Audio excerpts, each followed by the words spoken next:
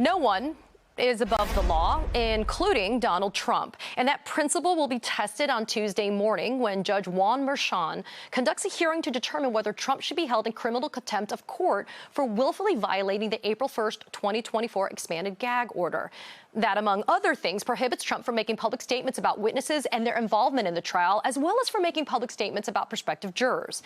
The Manhattan DA's office alleges that Trump knowingly violated the gag order 10 different times.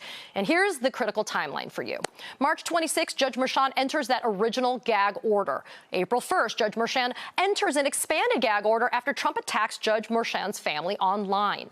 On April 8th, Trump seeks interim appellate relief from that gag order, but on April 9th, an appellate court justice denies him that relief. So on April 10th, Trump attacks Michael Cohen and Stormy Daniels on Truth Social. 3 days later, on April 13th, Trump attacks Mark Pomerantz and Michael Cohen on Truth Social. 2 days later, on April 15th, the DA's office files its first motion to hold Trump in contempt for his alleged April 10th and April 13th violations. On that same day, Judge Merchan sets the contempt hearing for April 24th at 2:30 and orders Trump to respond to the allegations by 5 p.m. on Friday, April 19th. Now, Merchan later changes the date and time of that hearing to April 23rd at 9:30. That's this coming Tuesday. But on that same day, Trump attacks Michael Cohen on Truth Social, and so does his official campaign website.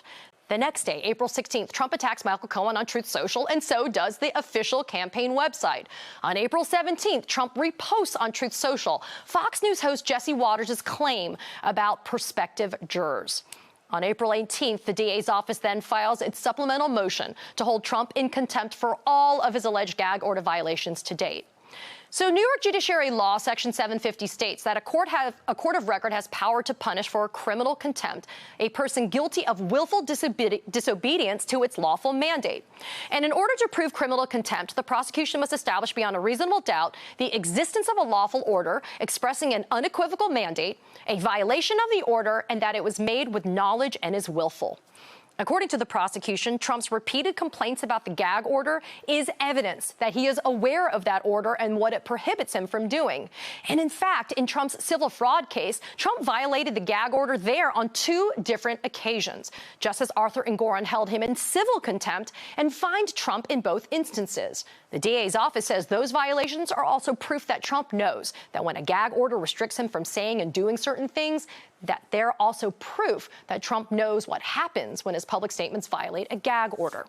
Judge Merchan even made it crystal clear to Trump earlier this week that the court would not tolerate his gestures and statements to jurors in the courtroom. And Trump, he can't claim it's someone else's bad behavior, as he's never denied actually making those posts, and he's actually acknowledged that he's the author of his Truth Social posts. The timing of the violations may also be an issue at this contempt hearing. The DA's office included the dates and the times of the offending posts, some of them suggesting that Trump was actually posting from inside of the courthouse while the trial was proceeding.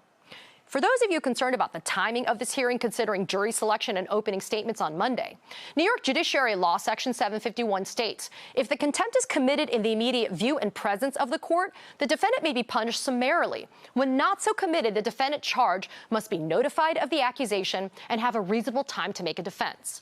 So to comply, Judge Merchan set the hearing for Tuesday morning at 9:30, and that will be that reasonable time for Trump to make a defense. But remember how Judge Merchan ordered Trump to file a response by 5 p.m. yesterday? Well, that time has come and gone. And listen, we haven't seen anything yet, and maybe we will, but, you know, that April 1st gag order clearly put Trump on notice that if he violates it, then he could be sanctioned pursuant to New York Judiciary Law 751.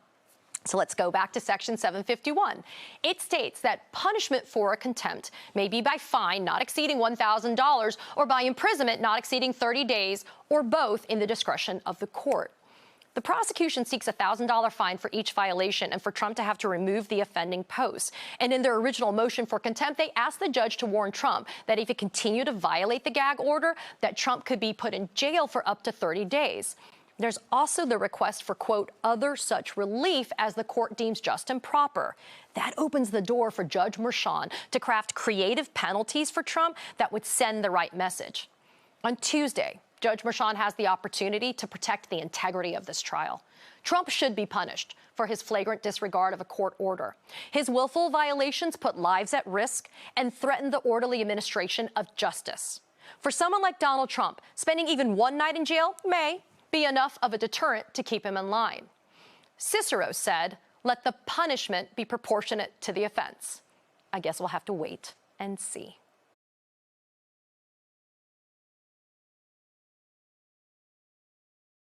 Hey everyone, MSNBC has a new and improved app. You'll get real-time alerts and analysis, live blogs, in-depth essays, video highlights, and the best 2024 election coverage. Download the new MSNBC app. Here's how to do it. You tap on the App Store on your phone. You hit search on the bottom right corner. You type in MSNBC. You click on the MSNBC app. You click on Get or the cloud icon and enjoy it.